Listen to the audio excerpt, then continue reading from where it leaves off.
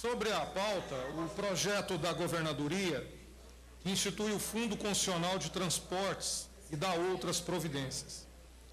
Esse Fundo Constitucional de Transportes, instituído pela Agência Goiana de Transportes e Obras, a GETOP, visa a captação de recursos para o custeio e despesa com melhoria funcional, recuperação, manutenção, conservação, sinalização, segurança, melhoramento, gerenciamento, consultoria, supervisão, planejamento, acompanhamento de obras a serem executadas na malha rodoviária estadual, pavimentada e não pavimentada, como também nas balsas, aeroportos, autódromos, etc, etc, etc.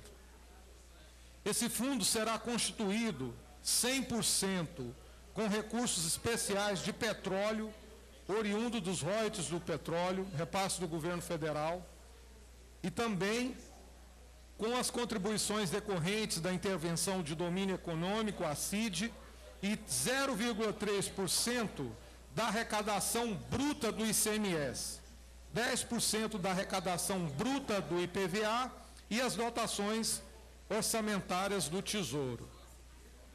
Senhor presidente, nós votamos aqui nessa casa um projeto de lei semelhante a esse, criando o Fundo Estadual de Transportes. No Fundo Estadual de Transportes existente hoje, está lá a GETOP, está lá o DETRAN e outros órgãos da administração que cuida da chamada malha rodoviária.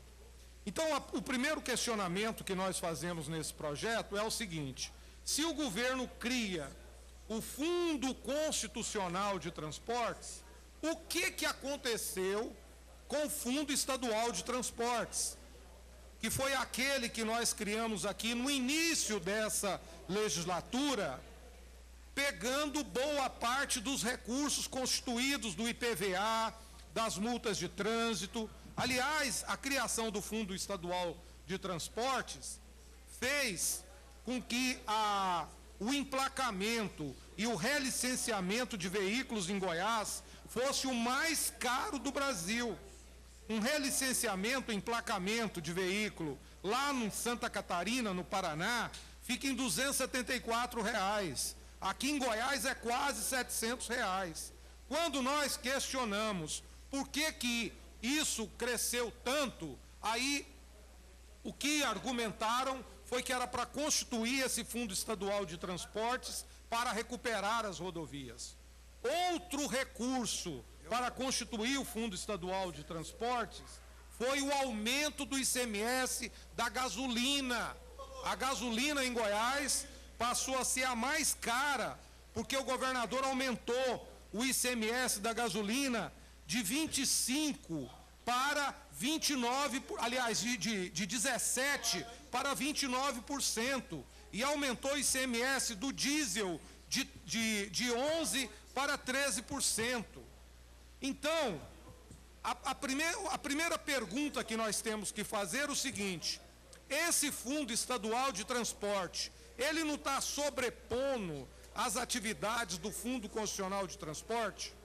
Então, nós estamos percebendo que existe duplicidade no processo de arrecadação e que existe também duplicidade nas funções estabelecidas. O correto seria, então, que essa lei dissesse que fica extinto o Fundo Estadual de Transportes, e, em seu lugar, criado o Fundo Constitucional de Transportes. Então, esse questionamento e essa indagação que eu acho que o líder do governo, o relator da matéria, deveria fazer. Agora, nós apresentamos um voto em separado também, porque o governo do Estado manda a essa casa constantemente o projeto do passe livre, e também ele não vê condições, recursos para subsidiar ou reduzir a tarifa do transporte coletivo, que, diga-se de passagem, é da região metropolitana, não é de Goiânia, incluso aí o eixo Anhanguera. Então, qual que é a emenda que nós fazemos? deputada Isaura, que parte desses recursos do Fundo de Transporte sejam destinados ao subsídio das tarifas do transporte coletivo, para que tenha fonte de recurso para discutir a questão do passe livre estudantil, para discutir a questão da redução das tarifas. E diga-se de passagem que a tarifa de transporte da região metropolitana de Goiânia e de Brasília é uma das mais caras do Brasil. Assim sendo, nós encaminhamos o nosso voto e votaremos com a emenda, senhor presidente, porque entendemos que esse projeto ele está instituindo um Fundo Constitucional de Transportes no lugar do Fundo Estadual de Transportes, sem dizer para onde foi esse Fundo Estadual de Transportes. E o segundo momento é para encaminhar a proposta de inserir os subsídios na tarifa do eixo Anhanguera e na tarifa do transporte coletivo, para que o transporte coletivo, as empresas do transporte coletivo, as empresas privadas e as empresas públicas como a Metrobus tenham condições de discutir. Queria pedir aos nobres deputados, nós estamos ouvindo uma explicação interessante do colega nosso, deputado Luiz César Bueno, e o deputado Humberto Aidar. Estamos ouvindo aqui uma explicação interessante do deputado Luiz César Bueno, então queria que Vossas Excelências, se pudesse ouvir também, seria bom. Agradeço a atenção. E a palavra, deputado. Então é o seguinte, a concepção do projeto é boa, ela é ampla, ela tem subsídio. Agora, cabe dizer o que aconteceu com o fundo estadual.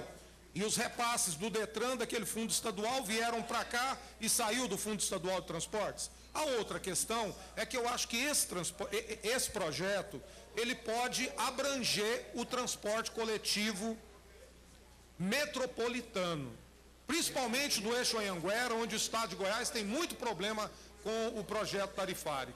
Então, acrescentar aqui, aí a minha emenda, deputado Zé Witt, acrescenta no projeto a responsabilidade das políticas de subsídio do transporte coletivo da região metropolitana de Goiânia, que é uma questão social.